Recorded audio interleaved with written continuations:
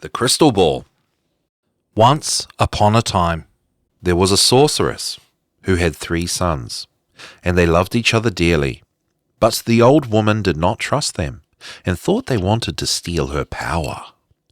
So she changed the oldest son into an eagle.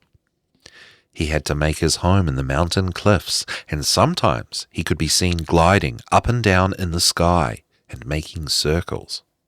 The second son was changed into a whale that lived deep in the ocean, and one could see him only when he sometimes sent mighty jets of water high into the air. Both sons reverted to their human shape for just 2 hours every day. Since the third son feared that his mother might change him also, this time into a wild animal, perhaps a bear or a wolf, he sneaked away in secret. Indeed, he had heard that at the castle of the Golden Sun there was an enchanted princess who was waiting to be rescued. However, one would have to risk one's life. 23 young men had already suffered a miserable death, and only one more would be allowed to try to rescue her. After that, nobody would be permitted to come. Since he had a courageous heart, he decided to search for the castle of the Golden Sun. He had already travelled a long time and had not been able to find it, when he got lost in a large forest and could not find his way out. Suddenly he noticed 2 giants in the distance, who waved to him with their hands, and as he approached them they said, "We're quarrelling over this hat, and who should get it. Since we're each just as strong as the other, neither one can defeat the other. Now, small people are smarter than we are, so we want you to make the decision." "How can you quarrel over an old hat?" the young man asked. "You don't know the powers it has. It's a wishing hat. Whoever puts it on can wish himself to be anywhere he wants, and within seconds he'll be there." "Give me the hat," the young man said.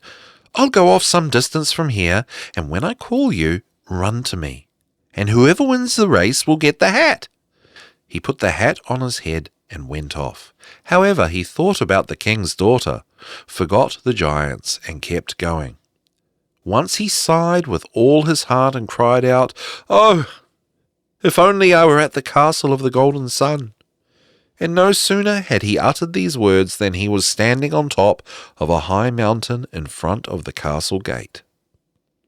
He entered the castle and strode through all the rooms until he reached the last one, where he found the king's daughter.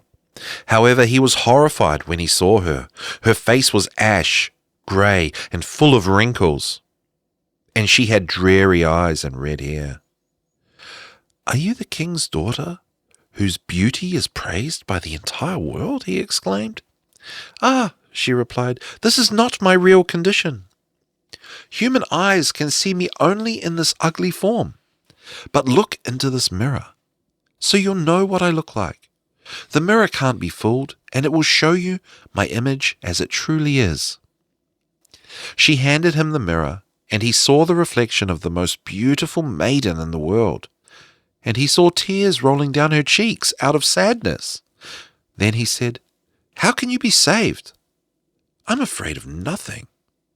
She replied, "Whoever gets the crystal ball and holds it in front of the magician will break his power, and I'll return to my true form.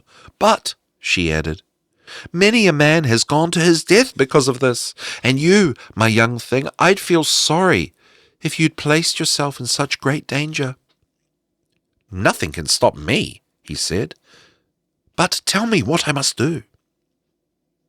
"I want you to know everything," the king's daughter answered. "When you descend the mountain on which the castle stands, there'll be a wild bison at the bottom next to the spring. You will have to fight it. And if you should be so fortunate as to slay this beast, a firebird will rise from it. This bird carries a glimmering egg in its body, and the egg has a crystal ball as a yolk.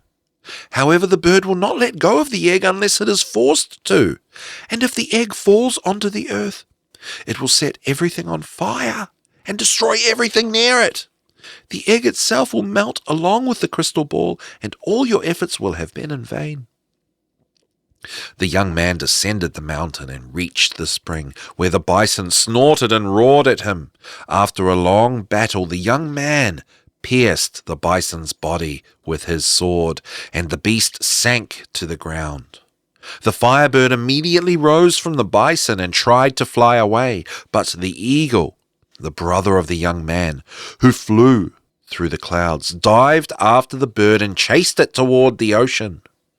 There the eagle hit the bird so hard with his beak that the bird was forced to let the egg fall.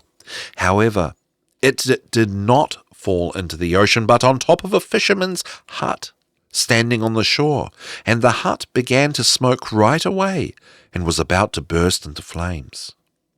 Then waves as large as houses rose up in the ocean, swept over the hut, and vanquished the flames. The other brother, the whale, had swum toward the shore and driven the water onto land. When the fire was out, the young man searched for the egg and was fortunate enough to find it.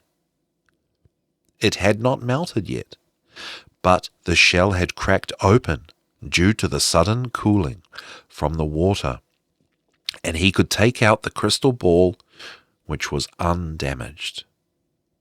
When the young man went to the magician and held the ball in front of him, the latter said, "My power is destroyed. From now on you are the king of the castle of the golden sun. You can also restore your brothers to their human form." So the young man hurried back to the king's daughter, and as he entered her room, she stood there in all her magnificent beauty, and they exchanged rings with each other in a joyful celebration.